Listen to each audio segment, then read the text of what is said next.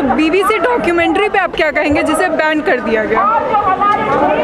BBC documentary कोई नई बात नहीं कह रही, पहली बात तो ये कह, बहुत खूबसूरती से बनाई गई है, इसमें कोई शक नहीं। टेक्निकली वो बहुत अच्छी डॉक्यूमेंट्री है। इससे पहले जो डॉक्यूमेंट्रीज बनी वो जिन हालात में बनाई गई थी, उन हालात में जाहिर है कि वो टेक्निकली बहुत अच्छी नहीं हो सकती थी, मेरी डॉक्यूमेंट्री भी, लेकिन सारी बातें जो कही गई हैं वो उसके अंदर सच्चाई पर आधारित हैं। और ये सरकार और ख़ास तौर से मोदी सच्चाई से डरते हैं।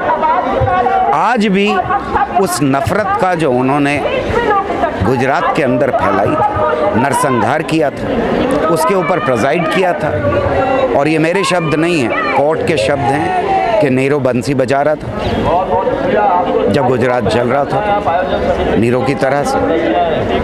ये सच्चाई सामने आने से डरते हैं, लेकिन उसका फ़ायदा लगातार उठा रहे हैं। आज भी जब मौका मिलता है उनको तो ये कहने से नहीं चूकते हैं वो कि हमने वहाँ पर क्या किया, उसका क्रेडिट लेने से चूकते नहीं। लेकिन जब ये सच्चाई सामने आ जाती है तो उससे डरते हैं। और इसकी हिम्मत नहीं पड़ी है अभी तक कि वो इस डॉक्यूमेंट्री को हिंदुस्तान में बैन कर दें। वो हटा रहे हैं सोशल मीडिया, बैन कर दिया ना, बैन नहीं की है डॉक्यूमेंट्री, बैन नहीं है इस मुल्क के अंदर, और उसकी हिम्मत भी नहीं है। विदेश मंत्री और केंद्र सरकार दोनों का ही ये मानना है कि बीबीसी इन्फ्लुएंस कर रही है लोगों को। जब कोई डॉक्यूमेंट्री बनती है, वो मैं बनाऊं चाहे बीबीसी बनाए, चाहे वो कश्मीर फाइल्स बनाई जाए, वो इन्फ्लुएंस करने के लिए बनाई जाए, तो जाहिर है कि इन्फ्लुएंस तो करेगी, लेकिन वो सच की रास्ते के ऊपर इन्फ्लुएंस कर रही है या वो झूठ के रास्ते के ऊपर। उनका कहना है कि गलत अफवाहें फैला रही है। तो जवाब देना उन सवालों का। ये कह के कोई कैसे बच सकता है कि डॉक्यूमेंट्री ख़राब है, इन्फ्लुएंस्ड है, कॉलोनियल है, ये तो बचने वाली बातें हैं। जवाब दें हर एक चीज़ का। क्या वहाँ आग लगी या नहीं लगी, वो चीफ मिनिस्टर थे या नहीं थे, पुलिस ने 3 दिन तक कोई एक्शन नहीं लिया, लाखों लोगों को घर से बेघर होना पड़ा, जवाब देना इसका। वो चीफ मिनिस्टर थे, वो जिम्मेदार हैं। कैसे कह सकते हैं कि मैं जिम्मेदार नहीं हूँ? या कोई भी कोर्ट दुनिया का कैसे कह सकता है कि चीफ मिनिस्टर जब पूरे के पूरे प्रांत में आग लगी हुई हो, वो जिम्मेदार नहीं है? तो कोर्ट का फैसला था, कोर्ट ने बाइज्जत बरी किया उन्हें। बाइज्जत बरी किया, लेकिन ये कोर्ट कहे या कोई भी दुनिया का आदमी कहे कि एक चीफ मिनिस्टर मौजूद है, उसके पूरे की पूरी स्टेट में आग लगती है, मैं तो उनको S6 के जलने का भी जिम्मेदार मानता हूँ। अगर कोई चीफ मिनिस्टर मौजूद है और उसके स्टेट के अंदर एक डिब्बे के अंदर आग लगाई जाती है, तो वो कैसे कह सकता है कि मैं जिम्मेदार नहीं? मगर उनका स्टेट तो आज भी उनको बहुत सपोर्ट करता है। सपोर्ट करने वाले तो मौजूद हैं, इसीलिए वो प्राइम मिनिस्टर है, लेकिन आवाज़ उठाने वाले भी मौजूद हैं, उन्हीं के प्रांत में मौजूद हैं। ये कॉन्स्टिट्यूशन के ख़िलाफ़ है, उनको पकड़ के बंद कर देना चाहिए, क्योंकि वो कॉन्स्टिट्यूशन की शपथ लेकर के आए हैं और वो ऐसी बात कर रहे हैं। कॉन्स्टिट्यूशन हमारा ये कह रहा है कि स्टेट का कोई रिलीजन नहीं, हमारे देश का कोई रिलीजन नहीं, हमारे देश के सब रिलीजन, हमारे देश के सब धर्म।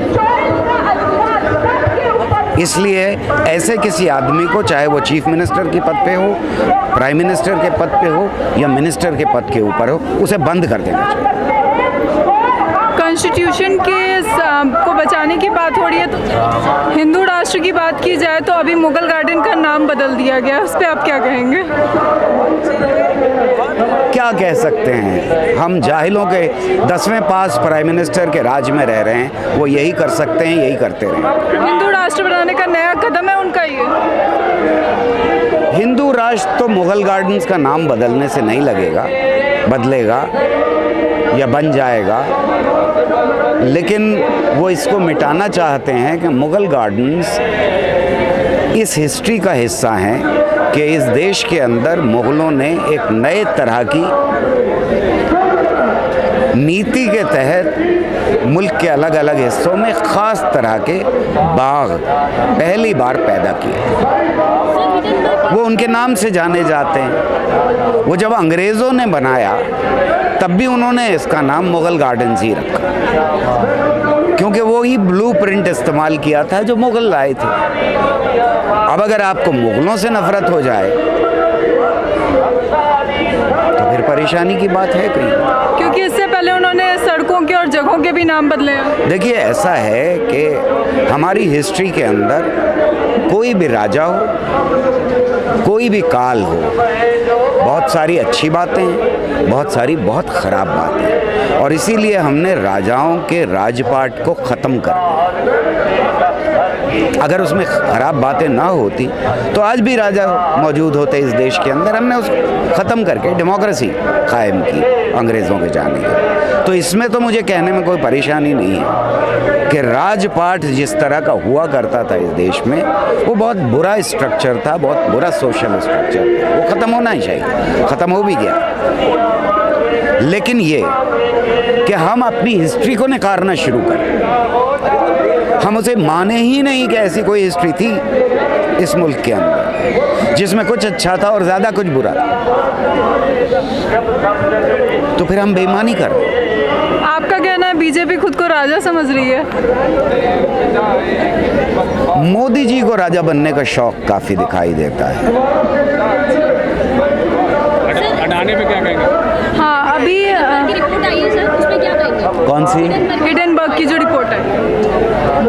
ये हम लोग तो बहुत ज़माने से कहते रहे थे। जो हिडनबर्ग की रिपोर्ट है वो सिर्फ ये बता रही है कि हम कितने भयानक मोड़ पर खड़े हैं। एक आदमी की जेब में इतना सारा कुछ भर देना कि वो 3,000 करोड़ से 50,000 करोड़ तक पहुंच जाए, और वो भी एक छोटे से पीरियड में, तो अगर आप गुब्बारे को ज़्यादा फुला दें तो उसके फटने के चांसेस हो जाते हैं, और ये फटना उसका शायद सारे देश की इकोनॉमी को साथ लेके डूबने के बराबर हो। अभी जो इनको इतना बड़ा घाटा हुआ है और जो अचानक से अडानी जी ऊपर से सीधे नीचे आ पहुंचे हैं, उसका क्या लगता है? मुझे कोई फ़र्क नहीं पड़ता अडानी जी 7 नंबर पे हों या 3 नंबर पे हों।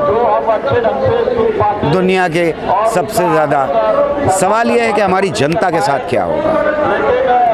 जो कुछ बेचा गया इस बीच में वो जनता के पैसे से क्रिएट किया हुआ एसेट था इस देश में। अगर वो इस तरह से आपने किसी एक के हाथ में दे दिया और बेच दिया है उसे, तो मैं उसके खिलाफ हूँ। अडानी जी कल को अगर कटोरा लेकर के सड़क पे भीख मांगते दिखाई देंगे तो मुझे कोई फ़र्क नहीं पड़ेगा। फ़र्क इस बात से पड़ेगा कि क्या इस देश के अवाम को उसका वो नुकसान होने जा रहा है, वो भयानक मोड़ आने जा रहा है जहां इन्होंने ला करके हमें खड़ा कर दिया।